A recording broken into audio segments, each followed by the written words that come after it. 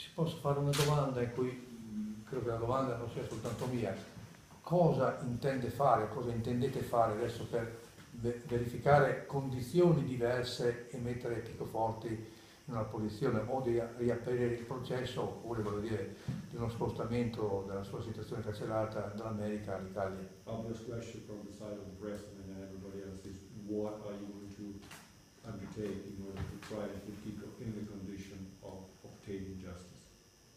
I mean, obviously we're doing an investigation de novo from start. In order to succeed here in this rather difficult process because of the fact that all the appeals have been closed.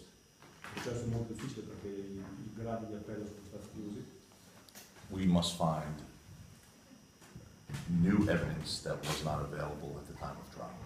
La cosa fondamentale è trovare nuovi fatti, nuove prove che non erano state trovate al tempo del processo. We obviously have undertaken an international investigation. We've been in the United States, clearly, in Miami, in Spain, Germany, and Italy, to deal with witnesses and evidence. Questa investigazione ha uno respiro internazionale, perché ovviamente hanno lavorato intensamente a Miami, in Spagna, dove l'albergo in questione era allocato, in Germania e chiaramente in Italia. And the United States Supreme Court has recently given Chico and all of us some hope because they have ruled on a case very similar in process to Chico's case, where there was an appeal process of a murder conviction that was completed. An appellate process, an appeal process was closed in another case. Someone was convicted for murder also, and 6 years later, the Supreme Court of the United States heard an appeal on the grounds of actual innocence, and that's obviously the direction we're heading now. C'è una speranza che è stata data da una sentenza della Corte Suprema degli Stati Uniti che recentemente ha riaperto un caso, nonostante i gradi di appello fossero conclusi, in cui sulla base di questa innocenza attuale, come viene chiamata in termini tecnico loro, hanno dato la possibilità di riaprire un caso simile, un caso di omicidio simile a quello di Chico. And it goes without saying that I was in my past life a homicide prosecutor, a state prosecutor, pubblico ministero, and experienced a lot of these cases from both sides, the defense and the prosecution side, and I've never seen a case that lacks quality proof as much as this case did. And it's, to me, it's still an absolute mystery how he was ever convicted by a jury, but we're here.